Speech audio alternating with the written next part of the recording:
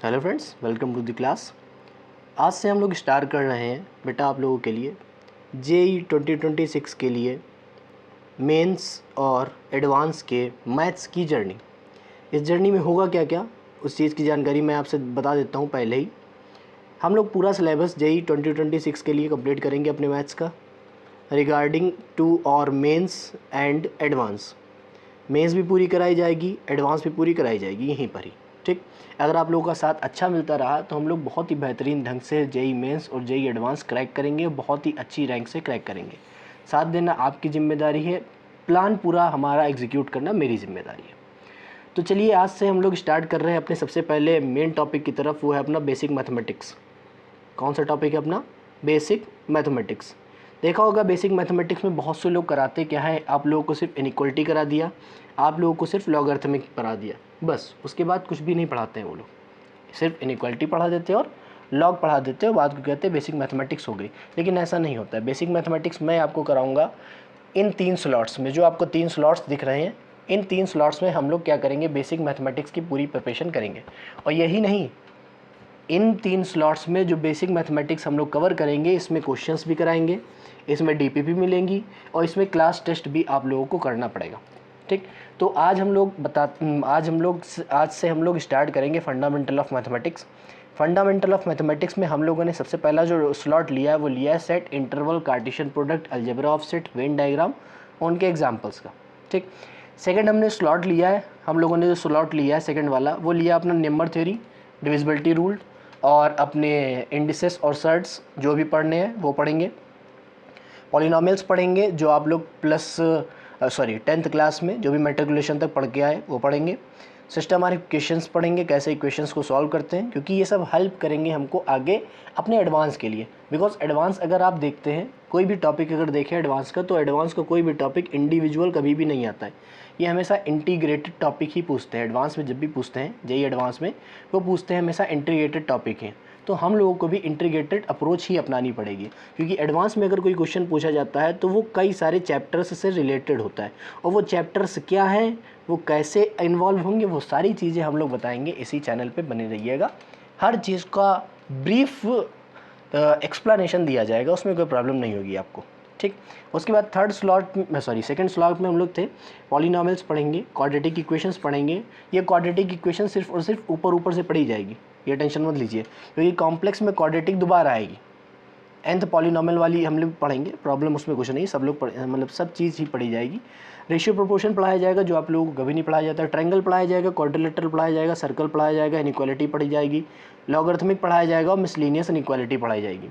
सबके नीचे एग्जाम्पल लिखना मैं भूल गया हूँ, एग्जाम्पल दिए जाएंगे और कम से कम नहीं तो 50 नहीं 100+ क्वेश्चन सबके दिए जाएंगे, सबके, एवरीथिंग। हर स्लॉट के 100+ क्वेश्चन दिए जाएंगे, टॉपिक वाइज क्वेश्चन होंगे और बहुत ही बेहतरीन क्वेश्चंस आपको दिए जाएंगे। ठीक है, तो आप लोगों को विश्वास रखना पड़ेगा और हमारे साथ जुड़कर अपनी इस जेई की जर्नी को बहुत ही अच्छी तरीके से हम लोग चलाएंगे।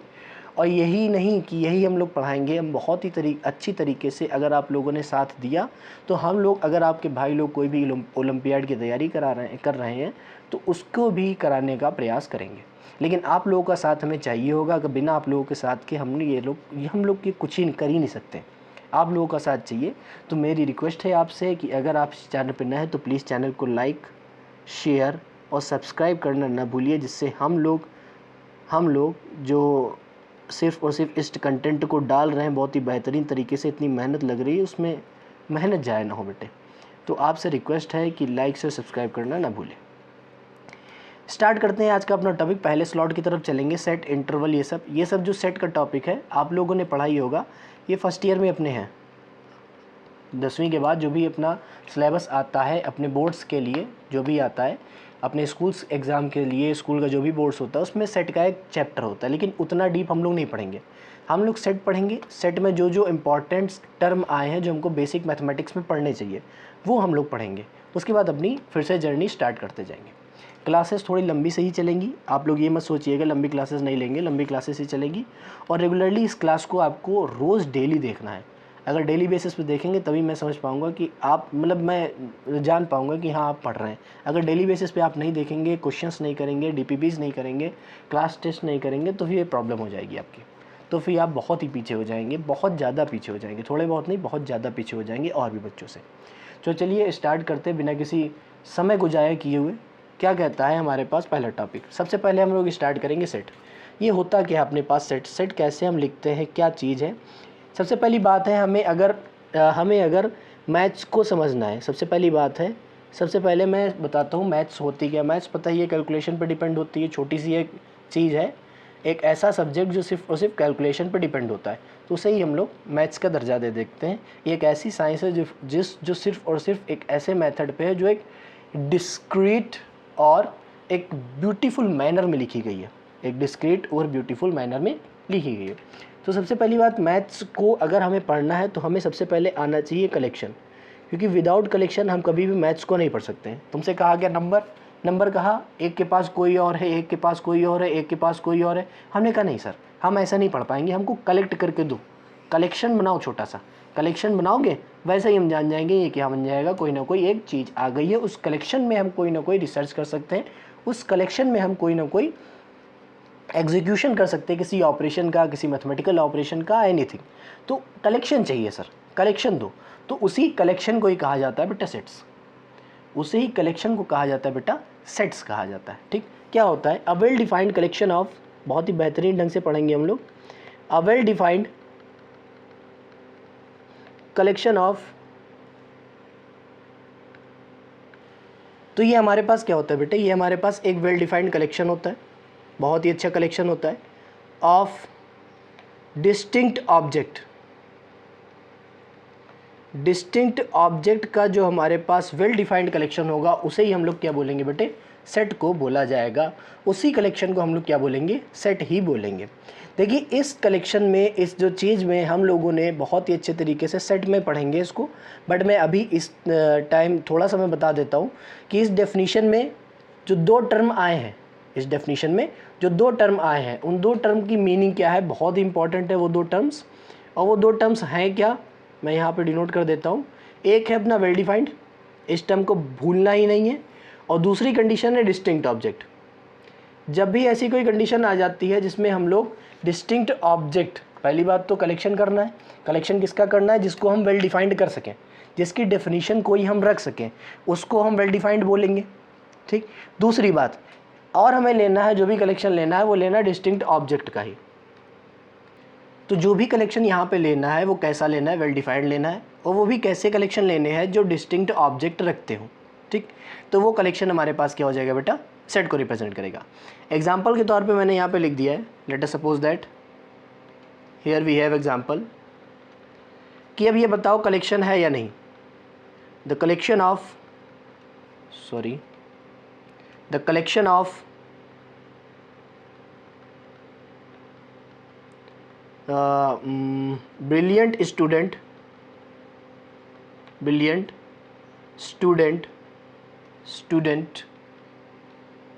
brilliant student in your class, पहला कलेक्शन हमने ये कहा है तुमसे। सेकंड कलेक्शन हमारे पास ये है कि the collection of natural number. हमने दो कलेक्शन लिए हैं बेटे। हमने कितने कलेक्शन लिए हैं? सबसे पहली बात आपको याद रखना है, कलेक्शन क्या होगा? एक मतलब एक वेल डिफाइंड कलेक्शन लेना है, डिफाइंड ही होना चाहिए, वो भी वेल डिफाइंड होना चाहिए। ऐसा वेल डिफाइंड होना चाहिए कि अगर मैं डेफिनेशन, जो मैंने वेल डिफाइंड डेफिनेशन बनाई है ना, वो अगर मैं किसी से कहूँ तो वो सेम सेट की ही बात करें। जैसे मैं कहूँ कि the collection of brilliant student in your class, जैसे आपकी क्लास में कई सारे स्टूडेंट होंगे, कई सारे अच्छे स्टूडेंट होंगे, कई सारे बेकार स्टूडेंट होंगे, छोटी सी बात होती है। कई सारे बहुत अच्छे पढ़ने में होंगे, कई सारे बहुत अच्छे नहीं होंगे पढ़ने में, और बहुत सारे ऐसे होंगे जो बिज़नेस में अच्छे होंगे, लेकिन वो बहुत सारे जो होंगे बिज़नेस में अच्छे नहीं होंगे। तो कई सारी प्रायोरिटीज़ होती हैं, कई सारी हमारे पास उनकी प्रॉपर्टीज़ होती हैं, कैरेक्टरिस्टिक्स होती हैं, जिनसे हम लोगों को डिफ़ाइन करते हैं और उसको पहचानते हैं। तो ब्रिलियंट स्टूडेंट किसी क्राइटेरिया पे तो आता नहीं है। मैंने कहा ब्रिलियंट स्टूडेंट अगर कोई है तो वो किस क्राइटेरिया से है, इसकी क्या कोई डेफिनेशन होती है? कहा सर नहीं होती है। जब इसकी कोई डेफिनेशन नहीं है तो हम ये नहीं बता सकते ना कि कौन ब्रिलियंट है कौन ब्रिलियंट नहीं है। छोटी सी बात है, क्या कोई ब्रिलियंट है कौन ब्रिलियंट नहीं है ये कौन बताएगा? ये कोई डेफिनेशन होनी चाहिए तो कोई बता पाएगा। जब डेफिनेशन ही कोई नहीं है तो हम बता ही नहीं पाएंगे कौन ब्रिलियंट है या नहीं है। तो इसके लिए हम लोग क्या करते हैं, जैसे हमने कहा एक क्लास है, उसमें जितने भी टीचर्स पढ़ा रहे हैं उनसे हमने पूछा, मान लीजिए एग्जांपल के लिए 3 टीचर्स से हमने पूछा हमें बताओ ब्रिलियंट कौन है, हमें बताओ ब्रिलियंट कौन है, हमें बताओ ब्रिलियंट कौन है। अब इन्होंने करा क्या, अपनी अपनी लिस्ट तैयार कर दी, 6-7 बच्चों के नाम इन्होंने लिखे, 6-7 बच्चों के नाम इन्होंने लिखे, 6-7 बच्चों के नाम इन्होंने लिखे। क्या ये पॉसिबिलिटी है कि सारे बच्चे सेम हो? क्या कभी ये पॉसिबिलिटी आती है कि सारे बच्चे जो इन टीचर्स के द्वारा लिखे गए नाम हैं वो सारे के सारे जो कलेक्शन बनाए गए वो सेम बच्चों के ही बने? ऐसा तो नहीं हो सकता है। तो इसका मतलब ये है कि ब्रिलियंट स्टूडेंट कोई भी हमारे पास डेफिनेशन ही नहीं है ना। ब्रिलियंट स्टूडेंट की कोई अगर डेफिनेशन होती तो हम वेल डिफाइंड कर पाते, लेकिन डेफिनेशन ही नहीं है, so that is not a well defined collection. अगर वेल डिफाइंड कलेक्शन नहीं है तो वो सेट भी नहीं होगा। बट अगर नेचुरल नंबर की बात कही है तो नेचुरल नंबर तो हर जगह नेचुरल नंबर ही होगा या नहीं? तो इसका मतलब है कि ये हमारे पास क्या हो जाएगा, एक वेल डिफाइंड कलेक्शन हो जाएगा, ये सेट बनेगा, बट ये कभी भी सेट नहीं बनेगा। तो यहाँ तक समझ में आ गया बेटे कि सेट हमारे पास क्या होता है, कलेक्शन होता है, वो भी कैसा होता है, डिफरेंट डिस्टिंक्ट ऑब्जेक्ट्स का होता है, वो भी होना चाहिए, वेल डिफाइंड होना चाहिए। उसमें भी जो कलेक्शन, जैसे हमने कहा एग्जांपल के तौर पे, अगर वेल डिफाइंड का मतलब है जो सभी के लिए वेल डिफाइंड हो। अगर हम एक डेफिनेशन बनाएं तो वो सभी के लिए सर्वमान्य हो, मतलब सभी उसमें ये कह सके उसमें एग्री हो, ठीक। तो यहाँ पे हम सेट को बता रहे थे, सेट को लिखने की 2 मेथड्स होते हैं, एक होता है रोस्टर फॉर्म और एक होता है सेट बिल्डर फॉर्म। देखिए रोस्टर फॉर्म का मतलब क्या है, all the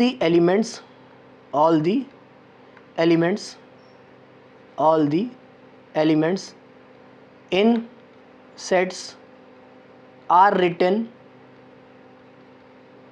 with commas. Comma के साथ हम लोग सारे एलिमेंट्स को रिप्रेजेंट कर देंगे तो वो क्या बन जाएगी, roster form. Set builder form क्या कहती है, इसमें हम क्या कहते हैं कि वेल डिफाइंड डेफिनेशन यहाँ पे क्रिएट करो, वेल डिफाइंड डेफिनेशन यहाँ पे क्रिएट करो, डेफिनेशन क्रिएट करो, और उसको जैसे ही हम लोग लिख देंगे तो वो हमारे पास क्या हो जाएगी, एक सेट बिल्डर फॉर्म को रिप्रेजेंट करेगा। जैसे मैं यहाँ पे एक चीज़ बताऊँ, इस नेक्स्ट स्लाइड में आ जाएंगे, 1 सेकेंड। जैसे मैं एक सेट लिया हूँ, उसमें कहा गया है मेरे पास ये लिखा हुआ है 1 2 3 4 डैश डैश डैश। हमेशा याद रखेंगे सेट को हमेशा रिप्रेजेंट करेंगे कैपिटल लेटर्स। क्या कहा मैंने, सेट को हमेशा दिखाएंगे तो दिखाएंगे किससे सॉरी, कैपिटल लेटर से। और दूसरी बात, इसमें जो एलिमेंट्स लिखे जाएंगे वो हमेशा कर्ली ब्रैकेट्स के बीच में ही लिखे जाएंगे, इसमें जो एलिमेंट्स लिखे जाएंगे वो हमेशा कर्ली ब्रैकेट्स के बीच में ही लिखे जाएंगे। तो यहाँ पे सेट जो लिखा हुआ है इसमें सारे एलिमेंट्स इलेबरेट करके लिखे हुए विद कॉमास, तो इस वाले सेट को हम लोग बोलेंगे, वो क्या बोलेंगे, रोस्टर फॉर्म। इस वाले सेट के फॉर्म को हम लोग क्या बोलेंगे, रोस्टर फॉर्म। लेकिन नेक्स्ट हमारे पास जो सेट बिल्डर फॉर्म है उसको बनाने के लिए हम लोग क्या करते हैं कि एक डेफिनेशंस बनाते हैं, एक क्या बनाते हैं, डेफिनेशन बनाते हैं। जैसे ये कि x हमारे पास कोई एलिमेंट है, आराम से समझना कि हमारे पास x कोई एलिमेंट है इस वाले सेट में, सच दैट, इसको बोलते हैं सच दैट, ऐसा है कि x हमारे पास क्या है, नेचुरल नंबर, x हमारे पास क्या है, नेचुरल नंबर। अब बताओ मैंने एक डेफिनेशन बना दी या नहीं, अब बताओ मैंने एक डेफिनेशन बना दी कि नहीं। अब वो जो डेफिनेशन लिखी वो सबके लिए सर्वमान्य है। अगर मैं किसी से भी कहूँ इस इंडिया में, इस घर में, मतलब जो भी पढ़ा लिखा है यार, जो इसको जानता हो, मैथ्स पढ़ा है उसको भी पता होगा, मतलब संस्कृत वाले से तो पूछूंगा नहीं, लेकिन अगर उसको भी पता होगा तो बता देगा नेचुरल नंबर, हाँ यही है। अगर मैं किसी से पूछूं कि x हमारे पास नेचुरल नंबर है तो बताओ भैया इसमें क्या क्या आएगा, तो सभी कहेंगे कि 1 से स्टार्ट कर दो, इन्फिनिटी तक चले जाओ, जितने भी हमारे पास इंटीजर्स क्वांटिटी हैं वो सारी की सारी हमारे पास क्या हो जाएंगी, नेचुरल नंबर हो जाएंगी। हमने कहा सर सही है। तो ये जो हमारे पास है रोस्टर फॉर्म है, और ये जो हमारे पास है वो क्या है बेटे, सेट बिल्डर फॉर्म को रिप्रेजेंट करता है। किसको रिप्रेजेंट करता है, सेट बिल्डर फॉर्म को रिप्रेजेंट करेगा। तो ये हमारे पास 2 फॉर्म्स होती हैं अपने सेट को रिप्रेजेंट करने की, कोई प्रॉब्लम नहीं यहाँ तक। तो सेट हम लोगों ने देख लिया, हम लोगों ने type methods of right a set देख लिया कि 2 मेथड्स में लिखते हैं।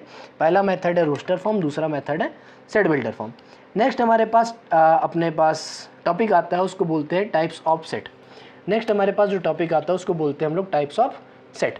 तो पिछले वाले टॉपिक से कोई प्रॉब्लम नहीं, पिछले वाला जो हम लोगों ने समझाया वो समझ लिया आप लोगों ने कि सेट की बात क्या कही गई है, मेथड्स कैसे लिखते हैं उसको, रोस्टर फॉर्म और सेट बिल्डर फॉर्म की में ही लिखेंगे। यहाँ पे हमने एक एग्जांपल बता दिया जिसमें रोस्टर फॉर्म और सेट बिल्डर फॉर्म दोनों लिख के बता दी। नेक्स्ट हम चलते हैं types of set. Types of set क्या कहता है, नल सेट या एम्प्टी सेट, इसका मतलब क्या है, if a collection doesn't have any set नहीं sorry, any element, so that set is called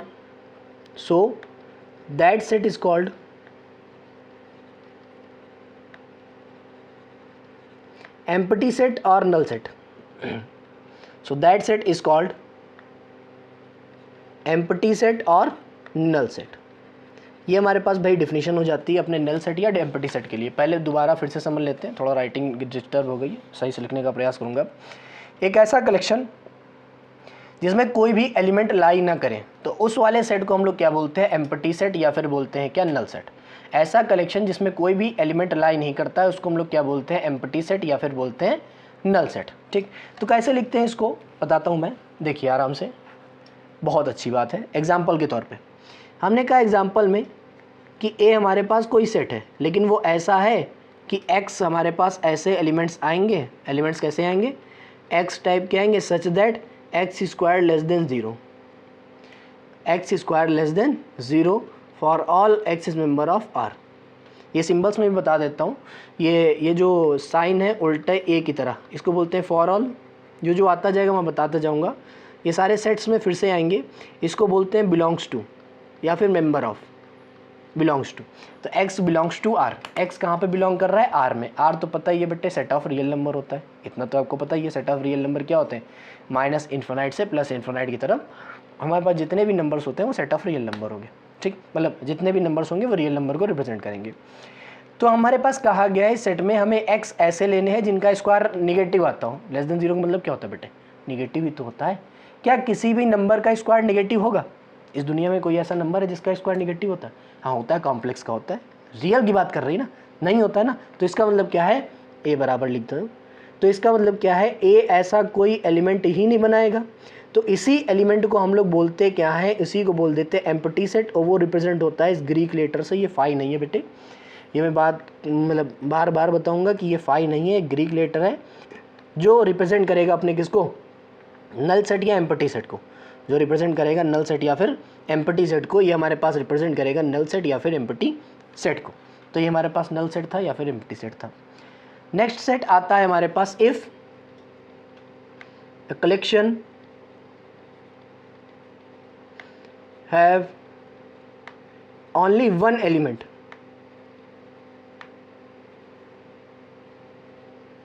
अगर वो सिर्फ और सिर्फ एक एलिमेंट एग्जिस्ट कर पा रहा है, समझिएगा कि सिंगल टेन सेट का मतलब ही यही है कि अगर कोई भी सेट हमारे पास एक ही एलिमेंट एग्जिस्ट कर पा रहा है तो उसको हम लोग क्या बोलेंगे, सिंगल टेन सेट बोलेंगे। एक ही एलिमेंट आ रहा हो, सिर्फ एक, ओनली वन, अगर एक एलिमेंट आ रहा है तो उसको हम लोग क्या बोलेंगे, सिंगल टेन सेट बोलते हैं। कैसे बोलते हैं, क्या एग्जाम्पल है उसका, आराम से देखिएगा।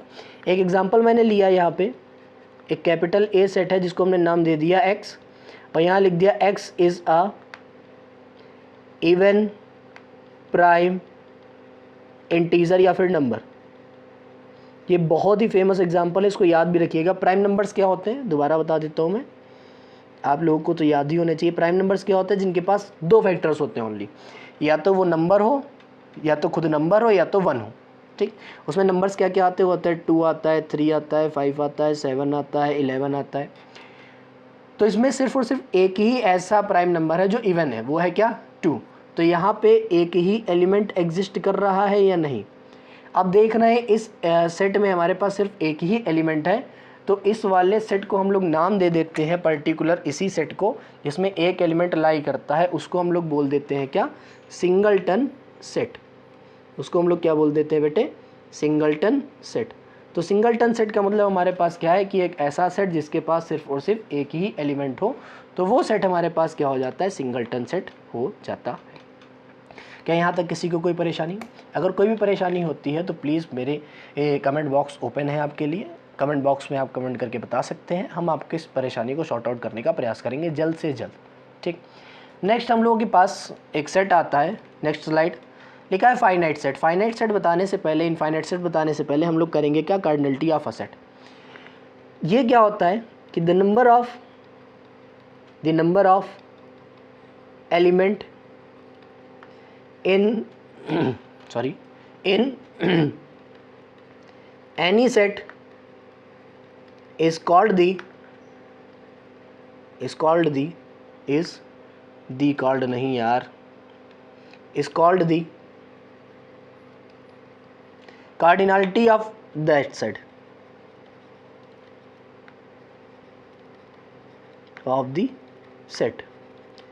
कहा गया जितने नंबर ऑफ एलिमेंट किसी भी सेट में लाई करते हैं, मतलब जितने नंबर ऑफ एलिमेंट्स उस सेट में प्रेजेंट है, मौजूद है, उसी को ही हम लोग क्या बोलते हैं, कार्डिनलिटी। जितने नंबर ऑफ एलिमेंट्स है, नो मैटर ये फाइनाइट हो इनफाइनाइट हो, इसी के बिहाफ पे ही हमारे पास क्या बना है, फाइनाइट सेट और एक इनफाइनाइट सेट। तो कार्डिनलिटी ऑफ सेट का मतलब है कि जितने नंबर ऑफ एलिमेंट किसी भी सेट में मतलब बिलोंग करते हैं, लाई करते हैं, उन्हीं को हम लोग क्या उसी को हम लोग बोलते हैं कार्डिनलिटी। रिप्रेजेंट कैसे करते हैं उसको लिखते हैं ऐसे, देखिए, card of A same as the card of A. मान लिया n एलिमेंट है तो उसको लिखेंगे स्मॉल n मतलब जितने भी नंबर ऑफ एलिमेंट है उसको यहाँ पे लिख दिया जाता है, कोई प्रॉब्लम नहीं आती। तो इसमें अगर हम देखेंगे इसके बिहाफ पे दो आते हैं। अगर कार्डिनलिटी ऑफ सेट फाइनाइट है, इफ़ कार्डिनलिटी, आराम से समझिएगा इसको, अगर कार्डिनलिटी क्या है, फाइनाइट है, तो वो क्या कहलाता है, that set is called finite set. तो वो फाइनाइट सेट कहलाएगा। अगर गलती से, एग्जांपल बताएंगे, टेंशन मत लीजिए, अगर गलती से हमारे पास कोई सेट ऐसा आ जाता है जिसकी कार्डिनलिटी फाइनाइट ना होके कैसी हो जाए, इनफाइनाइट, वन सेकेंड, फाइनाइट ना होके कैसी हो जाए, इनफाइनाइट, तो उसको हम लोग बोल देंगे infinite set. So that set is called infinite set.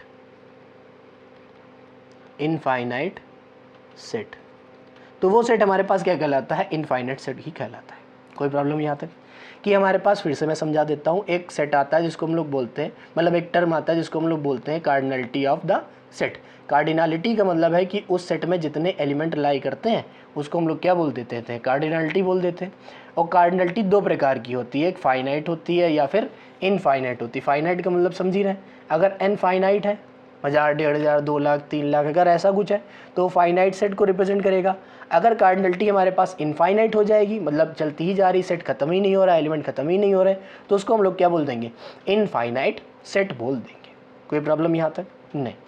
कहा एग्जाम्पल बता दो, तो कहा सर बिल्कुल बताएंगे, एग्जाम्पल तो बिल्कुल बताएंगे, क्योंकि एग्जाम्पल के बिना तो मैथ समझे में नहीं आती। तो एग्जाम्पल के फॉर्म में हमने लिखा क्या है, समझिएगा, यहाँ पे एक सेट है जिसमें मैंने लिख दिया x लिया जाएगा, x ऐसे लिए जाएंगे कि वो 100 से छोटे होंगे, एंड x हमारे पास नेचुरल नंबर होगा। आराम से समझिएगा, x क्या है, 100 से छोटा है, 100 से क्या है, लेस है, बट x जो है नेचुरल नंबर का कोई एक मेंबर है। तो नेचुरल नंबर स्टार्ट कहाँ से होता है, 1 से। कहाँ तक लेने हैं, 100 तक। 100 पे इक्वल नहीं लगा है तो 100 तो नहीं लेना ना। जब 100 नहीं लेना है तो हमारे पास जो एलिमेंट्स आएंगे वो क्या आ जाएंगे बेटे, वो आ जाएंगे a = 1 2 3 dash dash dash dash dash, कहाँ तक, 99 तक। अब ये जो एलिमेंट्स लिखे हैं इनको हम काउंट कर सकते हैं या नहीं, काउंट कर सकते हैं। कार्डिनलिटी फाइनाइट है तो इसी सेट को हम लोग क्या बोल देंगे, फाइनाइट सेट बोल दिया जाता है। इनफाइनाइट सेट तो बहुत सारे हैं, इनफाइनाइट सेट तो बहुत सारे। एग्जाम्पल के तौर पे मैंने लिख दिया कि सेट ऑफ नेचुरल नंबर। बताओ भाई, इनफाइनाइट है कि फाइनाइट है, बताओ कि set of natural number infinite है या फाइनाइट है। तो छोटी सी बात है, नेचुरल नंबर कितने होते हैं, क्या आपने कभी गिने, क्या आपके किसी अध्यापक ने कभी गिने कि सेट ऑफ नेचुरल नंबर, या जब भी हम कलेक्शन करेंगे नेचुरल नंबर का तो उसमें कितने नंबर्स आते हैं, क्या आपने कभी गिना? अगर गिना है तो बताओ सबसे लास्ट नंबर कौन सा होता है। बहुत लोग कहेंगे 1 करोड़, 10 करोड़ भी तो आता है, उसके बाद एक जीरो लगा तो 100 करोड़ भी तो आता है। तो क्या कभी गिन पाओगे? कितने जीरो लगा दे हम, गिन पाओगे? कभी नहीं गिन सकते। इसीलिए इसको क्या बोलते हैं हम लोग, इनफाइनाइट सेट की कैटेगरी में रखते हैं। ठीक, चलते हैं नेक्स्ट स्लाइड की तरफ अपनी। नेक्स्ट स्लाइड कहती है, सबसे पहले आप बताओ सबसेट और उसके बाद बताओ प्रॉपर सबसेट। सबसे पहले बताओ सबसेट, उसके बाद बताओगे तुम प्रॉपर सबसेट। क्या कहता है सबसेट और प्रॉपर सबसेट? तो उसके पहले मैं बता देता हूँ कि अगर कोई भी सेट लिखा हुआ है, कोई भी क्या लिखा हुआ है हमारे पास, सेट, मैंने लिख दिया जैसे ए हमारे पास क्या है, कोई सेट।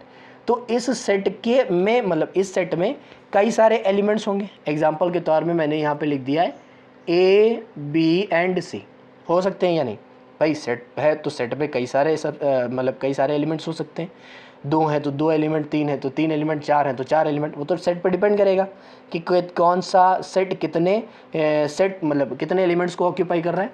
तो अगर इनके छोटे छोटे सेट्स बना दें एलिमेंट्स को लेके, जैसे हमने एक एलिमेंट लिया ए, इसका एक सेट बना दिया, एक एलिमेंट लिया बी, उसका एक सेट बना दिया, एक एलिमेंट लिया सी, उसका एक सेट बना दिया, तो ये जो सेट्स बन रहे हैं ना किसी एक सेट के छोटे छोटे पार्ट्स, उन्हीं को बोला जाता है सबसेट। उन्हीं को क्या बोला जाता है? सबसेट। तो डेफिनेशंस मैं लिख देता हूँ। पहली बात तो ये आपको याद रखना पड़ेगा कि कैसे निकाला जाता है, ठीक। समझिएगा डेफिनेशन क्या होती है। डेफिनेशन कही गई है let A and B are two sets, let A and B be two sets. हमारे पास कैपिटल ए और कैपिटल बी, हमारे पास 2 सेट्स हैं। If every element of A, every element of A is belongs to B, जितने भी element ए के हैं अगर बी में बिलोंग कर रहे हैं तो हम सीधा ये कह देंगे कि ए छोटा सेट है और बी बड़ा सेट है। तो जो छोटा सेट होगा then A is called subset of B, A is called subset of B. आराम से समझेंगे, A is called subset of B and represented as A is subset of B. Sorry, इसको हम लोग ऐसे रिप्रेजेंट करते रहते हैं, इसको हम लोग ऐसे ही रिप्रेजेंट करते रहेंगे। याद रहेगा आपको सॉरी, कि यहाँ पे हमारे पास ये सबसेट होता क्या? सबसेट का मतलब क्या है? अगर मान लो 2 सेट है हमारे पास, ठीक, अगर एक सेट के सारे एलिमेंट दूसरे सेट में लाई करने लगे तो हम सीधे ही कह देंगे तो जो सेट हमारे पास था जिसके सारे एलिमेंट किसी दूसरे में लाई कर रहे थे, तो वो वाला सेट हमारे पास दूसरे वाले सेट का क्या हो जाएगा? सबसेट हो जाएगा। कोई प्रॉब्लम बेटा? कोई प्रॉब्लम क्या कहा जा रहा है आपसे, समझ में आ रहा है? ठीक। एग्जाम्पल के तौर पे मैंने कहा आपसे, जैसे मैंने कहा एग्जाम्पल के तौर पे हमने जैसे अभी एग्जाम्पल बताया था ए बी सी, और एक हमने सेट लिया है बी कॉमा सी, और एक हमने सेट लिया है सी ए कॉमा सी। 1 सेकेंड, हमने एक सेट लिया है कैपिटल सी जिसका नाम लिखिए सी कॉमा ए, अरे यार सी कॉमा ए, ब्रैकेट ऐसे ही बनाना है, और एक हमने लिख दिया है ए कॉमा डी। अब बताओ कौन किसका सबसेट है?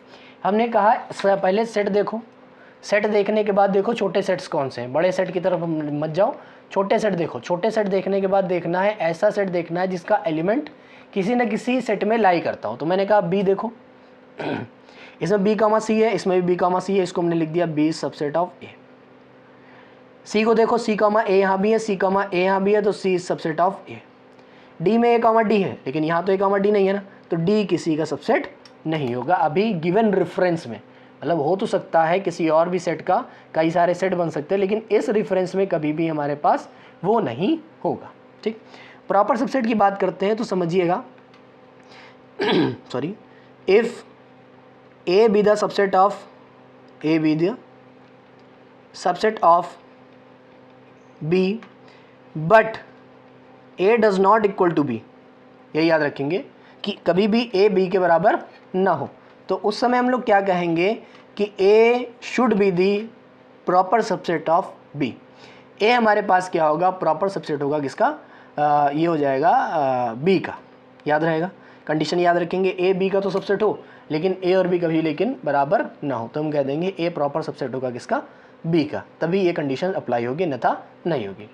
अब 2 फॉर्मूलेज याद रखने पड़ेंगे आप लोगों को कि टोटल नंबर ऑफ सबसेट क्या होंगे। अगर मान लो किसी भी सेट में एलिमेंट्स n है तो टोटल नंबर ऑफ सबसेट जो आएंगे, टोटल नंबर ऑफ सबसेट ये आ जाएंगे 2 to the power n, 2 to the power n। Formula है, डेराइव अगर कराना है तो ये जब सेट हम लोग फर्स्ट ईयर में पढ़ाएंगे तब याद रखेंगे, करा देंगे। अगर सेम क्वांटिटी है n लेकिन नंबर ऑफ प्रॉपर सबसेट निकालने तो नंबर ऑफ प्रॉपर सबसेट, तो वो कैसे आ जाएगा? आप लोगों को पता ही है प्रॉपर सबसेट में ये नहीं लेना है, ए और बी दोनों बराबर नहीं लेने, तो इस कंडीशन को खाली हटा दो तो ये हमारे पास आ जाएगा प्रॉपर सबसेट। दूसरी चीज़ इसमें याद रखिए कि every set is a subset of itself, every set and phi is a subset of, एक मिनट गलत हो जाएगा फिर वो मतलब थ्योरम मतलब थ्योरी गलत हो जाएगी। Every set is subset of itself, subset of itself.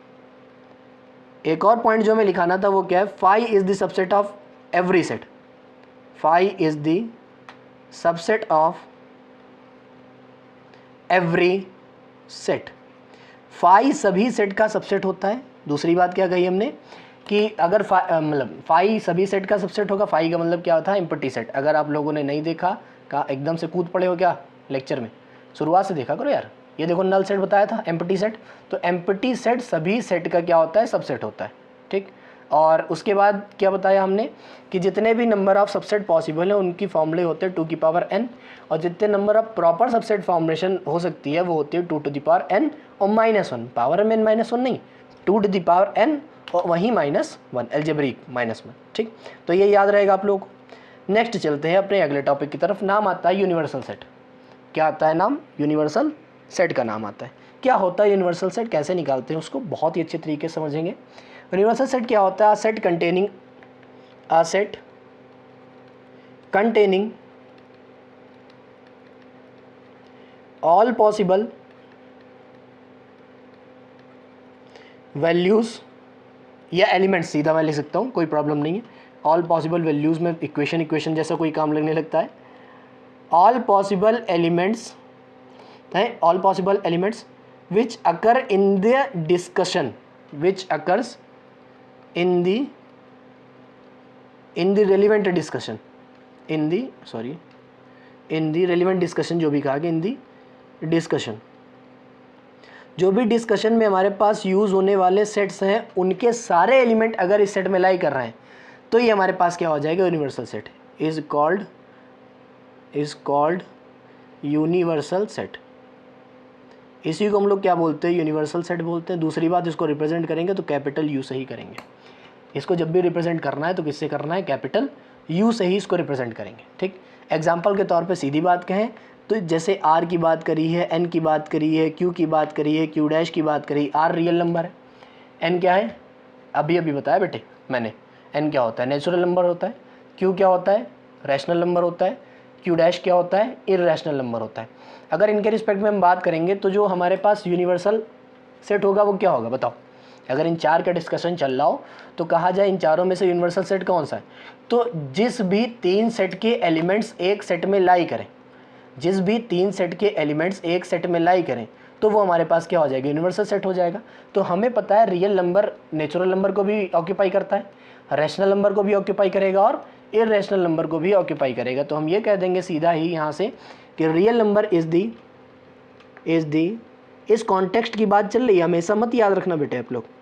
Universal set with respect to जो भी कॉन्टेक्स्ट दिया गया N, Q and Q rash, मतलब ये इररेशनल नंबर की मतलब वो है रिप्रेजेंटेशन। तो ये हमारे पास कंडीशन हो जाती है, ठीक। नेक्स्ट थिंग आती है अपने पास, वो क्या आती है, बिल्कुल सही बात बताई आपने, पावर सेट। क्या होता है पावर सेट, कैसे निकालते हैं पावर सेट, क्या आप लोगों को पता है पावर सेट कैसे निकालते हैं, नहीं पता है। होता क्या बेटा, बहुत ही अच्छी डेफिनेशन इसका, set of all possible subset, set of all possible subsets of a set. किसी भी सेट के पॉसिबल सबसेट्स का सेट अगर हम बना दें, फिर से समझिएगा, किसी भी सेट के जितने पॉसिबल सबसेट हैं उनका अगर मैं सेट बना दूं तो जो हमारे पास बनेगा उसको हम लोग क्या बोलेंगे, पावर सेट। जो हमारे पास बनेगा उसको हम लोग क्या बोलेंगे, पावर सेट। एग्जाम्पल के तौर पे मैंने कहा, एक एग्जाम्पल ले लो सर। मैंने कहा एक एग्जाम्पल है हमारे पास जिसका नाम है capital A is equal to 1 2 and 3। Subset बनाओ सर इसके। मैंने कहा था 5 सबका सबसेट होगा। मैंने कहा था एक एक एलिमेंट ले लो, सबसेट बन जाता है, याद रखना है। और एक एक एलिमेंट ले लिया, फिर मैंने कहा 2 2 एलिमेंट ले लो, एक सेट बन जाएगा, ये आ जाएगा, एंड 1 3 भी आ जाएगा।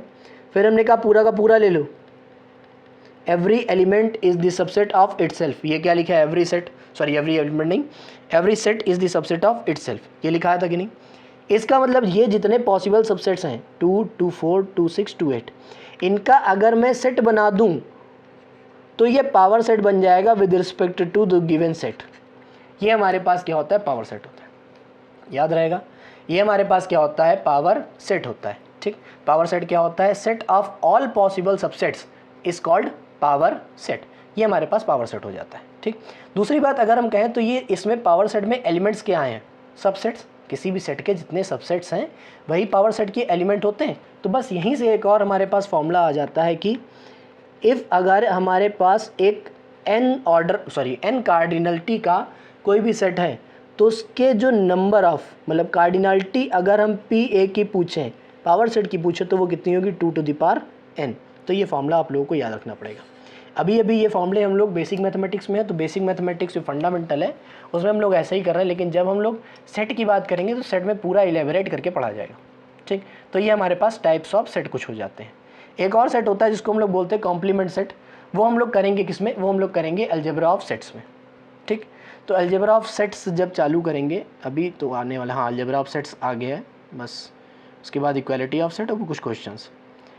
क्लोज इंटरवल क्या होता है, इंटरवल क्या होता है, इंटरवल और सेट में एक डिफरेंस होता है सर। देखिए सेट जब हम लोग डिफाइन करते थे तो हमने क्या था, well defined distinct object. Distinct object आपको रखने जरूरी है कि नहीं। अगर हमने कहा 1 से 2 के बीच में बताओ कितने नंबर है, मैंने कहा आपसे एक क्वेश्चन पूछ लिया, बताओ 1 से 2 के बीच में नंबर्स का कलेक्शन बताओ कितने नंबर्स हैं। तुम तो कहोगे यार पागल हो क्या, 1 से 2 के बीच में कई नंबर्स हम लिख सकते हैं, कितने रेशनल कितने इरेशनल आएंगे, इनफाइनाइट नंबर्स होते हैं इसमें, तो हम रख ही नहीं पाएंगे। बस उन्हीं डिस्टिंक्ट ऑब्जेक्ट को ना रख पाने की वजह से हम लोगों ने किसको ईजाद किया है, इंटरवल को। किसको ईजाद कर दिया है, इंटरवल को। नाम याद रहेगा, क्या नाम है, इंटरवल। इंटरवल क्या होता है, बहुत ही छोटी सी डेफिनेशन है, डेफिनेशन कुछ नहीं कहती है, पहले समझ लो। दो नंबर्स के बीच में आने वाले जितने नंबर्स हैं, दो डिस्टिंक्ट नंबर्स के बीच में आने वाले जितने नंबर्स हैं, उनके बीच की सारी क्वांटिटी को अगर हम एक साथ लिख दें, ऐसा रिप्रेजेंटेशन बना दें, उसी को हम लोग क्या बोलते हैं, इंटरवल। छोटी सी बात है। क्या कहता है क्लोज्ड इंटरवल, पहले समझेंगे इसको। क्या कहता है क्लोज्ड इंटरवल, तो क्लोज्ड इंटरवल कहता क्या है समझिएगा बहुत ही अच्छी तरीके से, बहुत बढ़िया चीज़ है ये। क्लोज इंटरवल, ओपन इंटरवल, ये हमारे पास कोई नंबर लाइन है, ये क्या हमारे पास बेटे नंबर लाइन है। एक एलिमेंट हमारे पास ए है नंबर, एक नंबर हमारे पास बी है। अगर मान लो हमसे कहा जाए ए बी तो लेना ही है इस कलेक्शन में, और ए और बी के बीच में जितने नंबर्स आ रहे हैं ना वो भी सारे ही लेने हैं। तो ये लेना है तो इस पर डार्क सर्कल लगा देते हैं, ये लेना है तो इस पर डार्क सर्कल लगा देते हैं। तो जो एलिमेंट्स लेने हो तो उसको डार्क कर देते हैं, और जो एलिमेंट नहीं लेना उसको हॉलो रखते हैं या फिर उसमें शेड नहीं करते हैं। ठीक, लेना है तो इसका मतलब डार्क कर दिया। तो ऐसे सेट या ऐसा कलेक्शन जिसमें एक्सट्रीम पॉइंट्स लिए जाएंगे उस सॉल्यूशन में, तो उसको हम लोग क्या कह देंगे बेटा, क्लोज्ड सेट बोल दिया जाता है। उसको हम लोग क्या बोल देंगे, क्लोज्ड सेट बोल देंगे। उसमें क्या होगा, हम लोग एक्सट्रीम वैल्यू लेंगे, टर्मिनल वैल्यू लेंगे। अगर टर्मिनल वैल्यू ली जा रही है उस हमारे सॉल्यूशन में, तो हम लोग उसको बोलेंगे क्लोज्ड इंटरवल। उसको लिखते कैसे हैं, एक्स इज मेंबर ऑफ, बड़ा वाला ब्रैकेट लगाया जाएगा, big bracket, closed interval of A comma B. Semi closed, semi open का मतलब हमारे पास क्या होता है, आधा ओपन हो आधा क्लोज्ड हो, मतलब एक जगह ओपन हो और एक जगह क्लोज्ड हो। ऐसी कोई कंडीशन बन जाती है तो उसको हम लोग क्या बोलते हैं, या तो आप सेमी क्लोज्ड बोल दीजिए या तो आप सेमी ओपन बोल दीजिए। मान लेते हैं ए नहीं लेना है तो उसको हॉलो रखना है, यहाँ से स्टार्ट करना है और बी तक जाना है। कहाँ तक जाना है, बी तक जाना है। तो बी तो लेना है तो बी की तरफ डार्क कर दिया। तो इसको हम लोग लिखेंगे कैसे, ए तो नहीं लेना, ए नहीं लेना, बी तो लेना है, ले लिया, ए तो नहीं लिखा। तो एक्स में क्या है, हमने ए नहीं लिया तो ओपन ब्रैकेट, बी लेना है तो क्लोज्ड ब्रैकेट। सेकंड थिंग यहाँ से आती है ओपन ब्रैकेट, मतलब ओपन इंटरवल का मतलब है दोनों पॉइंट्स नहीं लेने हैं, लेकिन दोनों पॉइंट्स के बीच में जितने नंबर्स आने हैं वो हमें लेने हैं। तो इसका मतलब क्या है कि ए नहीं लेना, ओपन वहाँ भी होगा, बी नहीं लेना, ओपन वहाँ भी होगा, उन दोनों के बीच में कहीं भी इक्वल नहीं होगा, उन दोनों के बीच की सारी क्वांटिटी लेनी है। तो x हमारे पास आ जाएगा, वो आ जाएगा open of A, open of B. तो ये हमारे पास क्या हो जाते हैं, इंटरवल्स हो जाते हैं। ये हमारे पास क्या हो जाते हैं बेटे, इंटरवल्स हो जाते हैं। अब इंटरवल समझ गए। और इसमें भी आप लोग ये याद रखेंगे, इसमें चाहे इधर लेफ्ट हैंड साइड में ओपन हो और चाहे राइट हैंड साइड में ओपन हो, उसको सेमी क्लोज या सेमी ओपन ही कहा जाता है और कुछ भी नहीं कहा जाएगा। तो इंटरवल में हम लोगों ने देखा ओपन होता है, सेमी क्लोज्ड या फिर सेमी ओपन होता है, और दूसरा क्या होता है, क्लोज्ड इंटरवल होता है। क्लोज्ड क्या होता है, ओपन क्या होता है, सब कुछ हम लोगों ने बता दिया। नेक्स्ट थिंग आती है हमारे पास, क्या आती है, union of set. Union of set कहता है क्या, जैसे हम लोग नंबर्स को ऐड करते हैं वैसे ही हम लोग सेट्स को भी ऐसे ही ऑपरेशंस डिफाइन करते हैं। ऑपरेशंस डिफाइन करते हैं, जैसे हम एडिशन होता है, सब्ट्रैक्शन होता है, मल्टीप्लिकेशन होता है, डिवीज़न होता है, वैसे यहाँ भी ऑपरेशंस होते हैं। ठीक, ऑपरेशन का नाम क्या है? यूनियन। तो हमारे पास अगर कोई भी दो सेट्स हैं, नाम याद रखेंगे, अगर कोई भी दो हमारे पास क्या है? सेट है, तो हम लिखेंगे कैसे? A union B. ये डिफाइंड कैसे होगा? एलिमेंट्स आएंगे एक्स टाइप के, कैसे आएंगे? या तो ए का मेंबर हो या फिर एक्स किसका मेंबर हो? बी का। तो हम लोग कह देंगे ये ए यूनियन बी को रिप्रेजेंट करेगा। कहा सर समझ में नहीं आया, एग्जांपल बता दो। मैंने कहा बिल्कुल बता दूंगा मैं बेटे। कहा गया है 1 2 3 4 ले लिया, इसमें बी की जगह ले लिया है 2 3। अगर इन दोनों के बीच में यूनियन निकालना है ना, तो सीधी बात मैं कहूँगा कि सारे एलिमेंट्स को एक एक बार लिख दो। जितने भी एलिमेंट्स ए और बी में आ रहे हैं ना, सारे एलिमेंट्स को एक एक बार लिख दो। 1 को एक बार लिख दिया, 2 को एक बार लिख दिया, 3 को एक बार लिख दिया, 4 को एक बार लिख दिया। तो जितने एलिमेंट्स है एक एक बार लिख दिए जाएंगे, तो ये ए यूनियन बी को दिखाएगा। इंटरसेक्शन का मतलब क्या होता है? ए और बी हमारे पास दो सेट्स हैं, बहुत ही अच्छे से समझेंगे इसको भी। ए और बी हमारे पास कोई भी दो सेट हैं, तो अगर इंटरसेक्शन की बात करेगा तो हमें जो एलिमेंट्स लेने हैं ना, वो कॉमन वाले लेने हैं, जो ए में भी हो एंड जो बी में भी हो। अगर दोनों में है तो ही बात बनेगी, अन्यथा नहीं बनेगी। जैसे हम लोगों ने ऊपर, सॉरी ये क्या कर दिया मैंने, जैसे हम लोगों ने इसको एग्जाम्पल के तौर पे लिया था, ये वाला एग्जाम्पल, इसी एग्जाम्पल को मैं बता देता हूँ। जैसे इसकी मैं बात कर रहा हूँ, कॉपी करके पेस्ट कर देता हूँ। ये एग्जाम्पल है हमारे पास। अगर मान लो इसका हमें इंटरसेक्शन निकालना है, इंटरसेक्शन का रिप्रेजेंटेशन यूँ होता है उल्टे यूनियन की तरह। ये इंटरसेक्शन है, इंटरसेक्शन में कहता है क्या, हमें लेना सिर्फ और सिर्फ क्या है? कॉमन लेना है। हमें लेना सिर्फ और सिर्फ क्या है? कॉमन लेना है। तो कॉमन लेने के लिए हम लोग क्या करेंगे? दोनों सेट के देखेंगे, दोनों सेट में देखेंगे जो चीज़ कॉमन है वो उठा के धर लेंगे। दोनों सेट में जो देखेंगे कॉमन है उसको उठा के रख लेंगे तुरंत। तो कॉमन क्या है पहले देखेंगे। कॉमन देखिए क्या क्या है?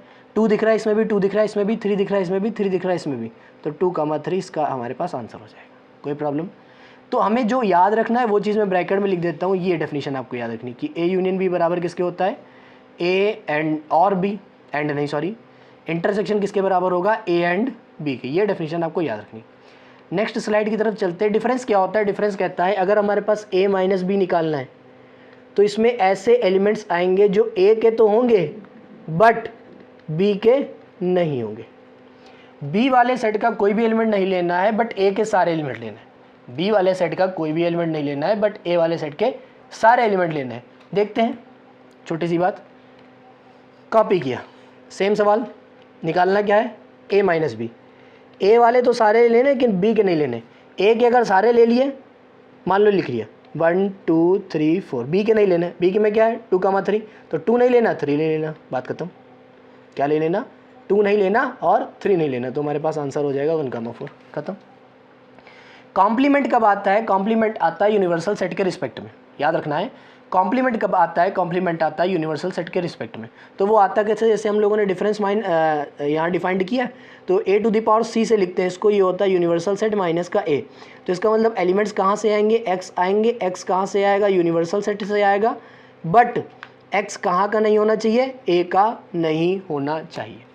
यूनिवर्सल सेट से आएगा और x कहाँ का नहीं होना चाहिए? a का नहीं होना चाहिए। तो हमारे पास ये डिफाइंड हो जाएगा किसको? कॉम्प्लीमेंट सेट को डिफाइंड कर देगा। कोई प्रॉब्लम यहाँ तक? नेक्स्ट हमारे पास आता है, क्या आता है? Cartesian product. कार्टेशियन प्रोडक्ट होता है दो सेट के बीच का प्रोडक्ट। प्रोडक्ट कुछ नहीं है सर, छोटी सी बात है। ए कमा बी टाइप के एलिमेंट्स आएंगे जिनको ऑर्डर्ड पेयर बोलते हैं। पहला एलिमेंट पहले सेट से होगा, दूसरा एलिमेंट दूसरे सेट से होगा। एग्जाम्पल सर, मैंने कहा ठीक है ये सर लो एग्जाम्पल। मान लो ए क्रॉस बी हमें निकालना है। क्या निकालना है बेटे? ए क्रॉस बी।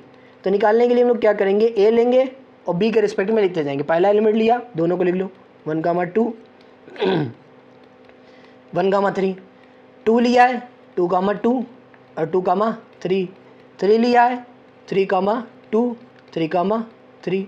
4 लिया है, 4, 2 4, 3। सारे एलिमेंट्स के साथ हमने बी ले लिया। 1 के साथ 2 3 लिया, 1 2 1 3। 2 के साथ 2 लिया, 3 लिया, 2 2 2 3। 3 के साथ 2 लिया, 3 लिया, 3 2 3 3। ये ले लिया। तो ये हमारे पास क्या हो जाएगा? कार्टेशियन प्रोडक्ट को डिनोट करेगा। ये किसको डिनोट करेगा? कार्टेशियन प्रोडक्ट को डिनोट करेगा। एक छोटी सी यहाँ पे मतलब फॉर्मूला छोटा सा यहाँ पर भी आता है। क्या कहता है फॉर्मूला ये कहता है अगर हमारे पास कार्टेशियन प्रोडक्ट का हमारे पास क्या चाहिए? कार्डिनल नंबर चाहिए या कार्डिनलिटी चाहिए सॉरी। तो उसको हम लोग फॉर्मूले से जनरेट करते हैं ए क्रॉस बी से। Cardinality of A multiply by cardinality of B. अगर इन दोनों का मल्टीप्लाई हम कर देंगे तो जो हमारे पास मतलब नंबर ऑफ एलिमेंट्स आएंगे वो आएंगे ए क्रॉस बी के ही एलिमेंट आते जाएंगे। कोई प्रॉब्लम यहाँ तक? ठीक, बेसिक की बात कर रहा हूँ इसीलिए जल्दी जल्दी करा रहा हूँ सर। अगर यहाँ पे क्वेश्चंस में रखता तो बहुत ज़्यादा देर लगेगी, ठीक, तो इसीलिए बेसिक की बात कर रहा हूँ मैं। इक्वालिटी ऑफ सेट्स क्या होते हैं? छोटी सी बात आती है, two sets are equal to each other, two sets are equal to each other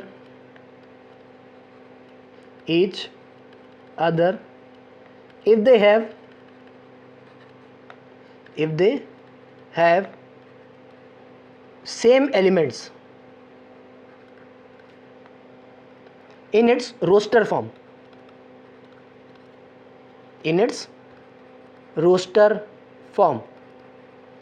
अगर किसी की रोस्टर फॉर्म में दो सेट्स कभी भी सेम एलिमेंट्स को ऑक्यूपाई करते हैं तो उन एलिमेंट्स को हम लोग क्या कहेंगे? इक्वल सेट बोला जाएगा। याद रहेगा, कोई भी दो सेट इक्वल कब कहे जाएंगे? जब उनकी रोस्टर फॉर्म में जो एलिमेंट्स हैं वो सेम लिखे हों, एग्जैक्ट सेम लिखे हों, ऑर्डर मैटर नहीं करता है, सिर्फ और सिर्फ सेम लिखे हों। एग्जाम्पल के तौर पर हमने लिख दिया जैसे कैपिटल ए बराबर 1 2 3 और दूसरा हमने सेट लिख दिया है 3 2 1। सेट में ऑर्डर मैटर नहीं करता, अगर एलिमेंट सेम लिखे हैं तो वो दोनों सेट भी आपस में सेम होंगे, वो दोनों सेट भी आपस में क्या होंगे? सेम होंगे। दूसरा एक सेट आता है जिसको हम लोग बोलते हैं इक्विवेलेंट सेट, जिसको हम लोग बोलते हैं क्या है? Equivalent set.